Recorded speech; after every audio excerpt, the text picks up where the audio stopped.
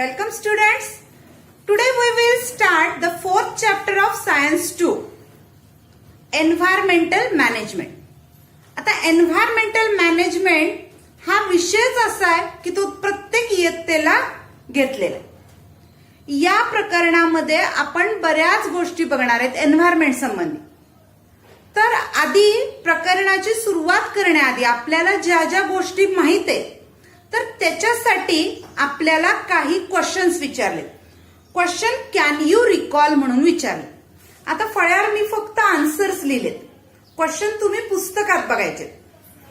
पहिला क्वेश्चन काय विचारलंय बघा. What is ecosystem which are it's different components. इयत्ता 8वीला आपण इकोसिस्टीम हा भाग पाहिला होता. आता इकोसिस्टीम म्हणजे काय आणि त्याचे वेगवेगळे कंपोनेंट्स कोणते.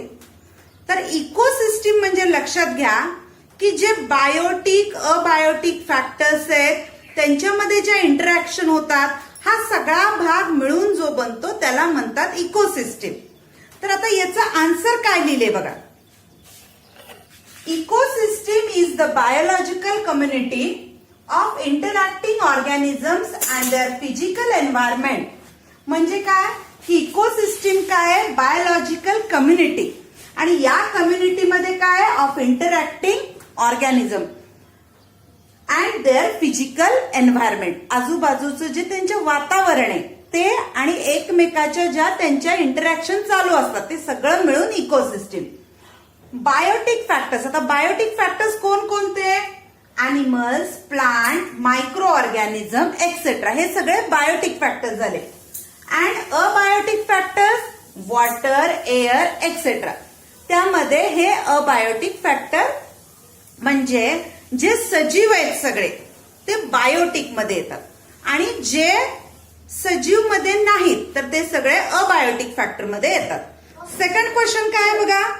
Which are the types of consumers. What are the criteria for their classification. आता कन्झ्युमर म्हणजे काय तर उपभोक्ते. या पर्यावरणाचा उपभोग घेणारे त्यांचे टाईप कोणते विचारले. There are mainly 4 types of consumers in ecology and they are classify according to their position in the food chain. Food chain मध्ये जसं त्यांचं स्थान आहे त्याच्यावरनं कन्झ्युमरचे 4 वेगवेगळे प्रकार आहेत. कोणते बघा. हार्बिओरस, कार्निओरस, ओमनिओरस अँड डिकम्पोजर्स. आता हे सगळं आपण आधी शिकलेलो आहे. हार्बिओरस म्हणजे शाकाहारी, कार्निओरस म्हणजे मांसाहारी, ओमनिओरस म्हणजे दोन्ही खाणारे आणि डिकम्पोजर्स म्हणजे काय तर जे कुजवायसाठी मदत करतात ते. तिसरा क्वेश्चन काय बघा. What may be the relationship between lake and birds on the tree. आता हा एक प्रश्न विचारलाय की एखादा तलाव असेल तर या तलावात आणि त्या झाडावर राहणाऱ्या पक्ष्यांमध्ये कोणतं रिलेशनशिप आहे. आता याचा आन्सर बघा. The relationship between the bird on tree and lake is also included in the ecosystem. ह्यांचं जे रिलेशन आहे ते इकोसिस्टीम मध्ये इन्क्लूड केलेले.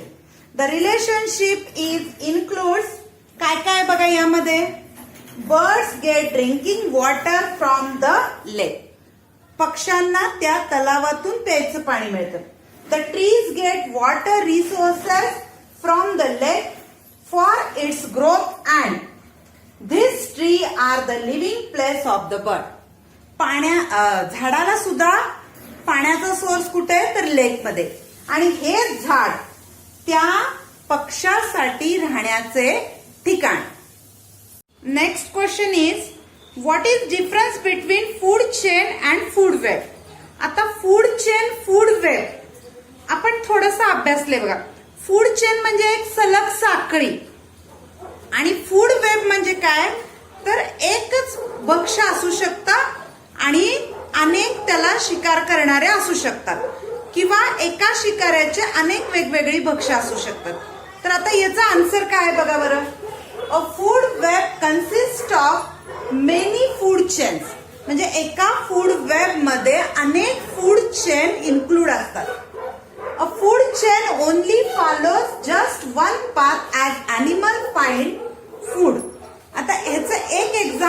बघितले ज्याचा आपण पिक्चर पुढच्या प्रश्नासाठी बघणारच आहे. काय बघा, a hawk it's a snake which has eaten a frog. म्हणजे जो ससाणा असतो तर तो काय करतो, सापाची शिकार करतो. साप काय करतो, बेडकाला खातो. Which has eaten a grasshopper. बेडूक कुणाला खातो, तर ग्रासहोपरला. Which has eaten grass. आणि ग्रासहोपर कुणाला खातो, तर गवताला. A food web shows many different parts, plants and animals are connected. आणि फूड वेब मध्ये काय असतं की खूप अशा साऱ्या चेन्स असतात आणि त्यामध्ये अॅनिमल आणि प्लांट्स हे एकमेकाशी कनेक्टेड असतात. आता ह्याच्या खाली एक फूड चेन दाखवली आपल्याला आणि त्याच्यावर काही क्वेश्चन्स विचारले. आधी आपण ही फूड चेन बघू आणि मग त्याच्यावरचे 2 क्वेश्चन्स बघूया. पान नंबर 30 वर आपल्याला एक फूड चेन दाखवली आहे बघा. ही फूड चेन आपल्याला काय करायचंय, या फूड चेन मध्ये कुठले कुठले कंपोनेंट्स आहेत ते शोधायचे, त्यांची नावं पण लिहायची आणि त्या प्रत्येकाची लेवल कोणती आहे. म्हणजे फॉर एक्झाम्पल आता इथं तुम्हाला ग्रास दिसते, तर ग्रास काय झाला, तर प्रोड्युसर. त्याच्यानंतर त्याच्यावर अवलंबून असणारा ग्रासहोपर दिसतोय. तर अशा आता याच्यावर आधारित असणारे 2 क्वेश्चन्स आपण बघूया. ऍक्टिव्हिटी बेसवर असा क्वेश्चन परीक्षेला मागा आलेला आहे. आता त्यातला पहिला क्वेश्चन काय विचारलाय, तुम्ही फूड चेन बघितले, आता त्याच्यावर पहिला क्वेश्चन विचारलाय तो म्हणजे काय, write the name and category of each of the component shown in the picture. आता त्या फूड चेन मध्ये जे जे कंपोनंट दिसत आहेत त्याची नावं पण लिहा आणि त्याची कॅटेगरी पण लिहा. आपण प्रत्येक आकडा टाकून त्या प्रत्येकाची नावं कॅटेगरी लिहिली आहे बघा. आन्सर बघा, पहिला the green plants perform photosynthesis thus they are the producer of food chain. म्हणजे तिथं जे हिरवं गवत दिसते तुम्हाला तर त्याची कॅटेगरी कोणती झाली, प्रोड्युसर. सेकंड बघा, प्रायमरी कंझ्युमर इज ग्रासहोपर. गवतावर अवलंबून असणारा प्राणी म्हणजे ग्रासहोपर, म्हणून त्याला काय म्हणलं, प्रायमरी कंझ्युमर.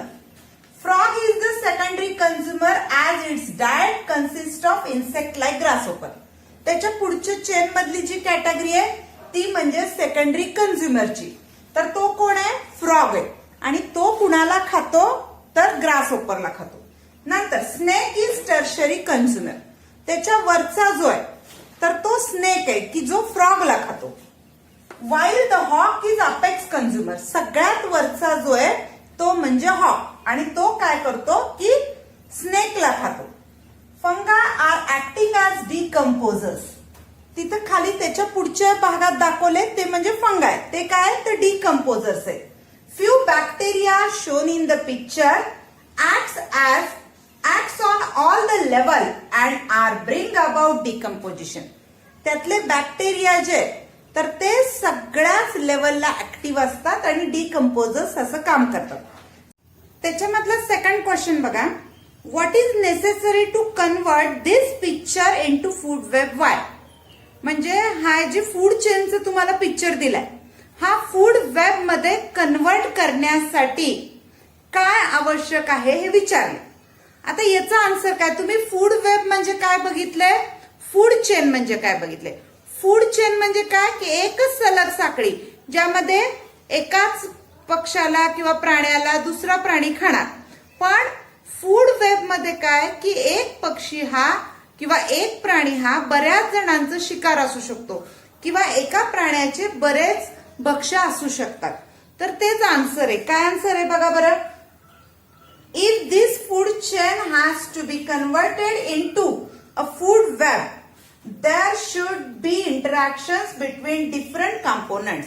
वेगवेगळ्या कंपोनेंट्स मध्ये काय पाहिजेत की इंटरॅक्शन्स पाहिजेत. Any living organism can be prey to different predators. Moreover a predator can also be a prey for other. म्हणजे एक भक्ष्य हा अनेक शिकारींचा असू शकतं किंवा एक शिकारी वेगवेगळे भक्ष्य करू शकतो. तर अशा पद्धतीने हे 2 क्वेश्चन बघितले. आता त्याच्या पुढचा जो पॉइंट आहे तो म्हणजे इकोसिस्टीम रिव्ह्यू. त्यामध्ये काय काय पॉइंट्स येतात बघूया आपण. इकोसिस्टीम रिव्ह्यू मध्ये काही पॉइंट्स आपण बघतोय. काय पॉइंट्स आहेत?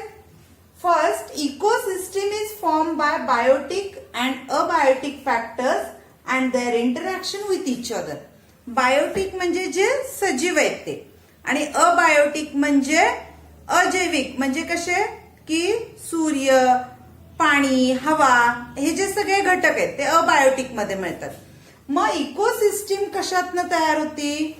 तर जैविक, अजैविक आणि त्यांच्या एकमेकाशी होणाऱ्या ज्या रिॲक्शन्स, इंटरॅक्शन, एकमेकावर होणारे परिणाम, तर या सगळ्यातून इकोसिस्टीम बनते. Each factor plays very important role in ecosystem.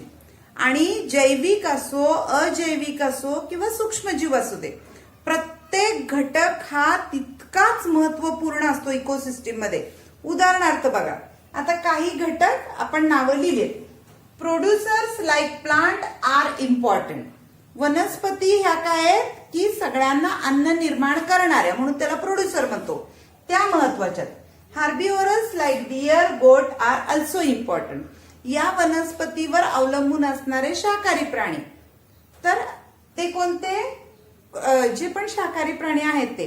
आता मांसाहारीचे ह्याचे पॉइंट्स नाही लिहिले आपण, ते पण त्या इकोसिस्टीम मध्ये तेवढेच महत्वाचे आहेत.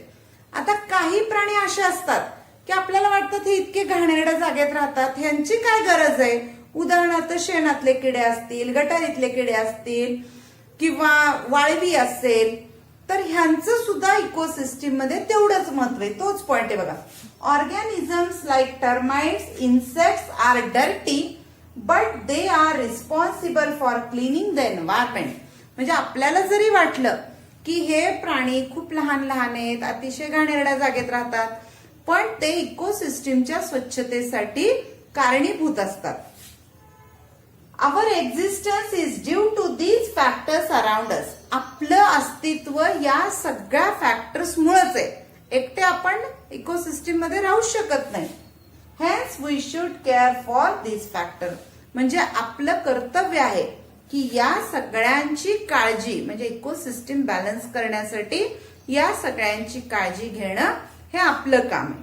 ठीक आहे. आता नेक्स्ट पॉइंट आपण नेक्स्ट व्हिडिओमध्ये बघूया. तोपर्यंत धन्यवाद.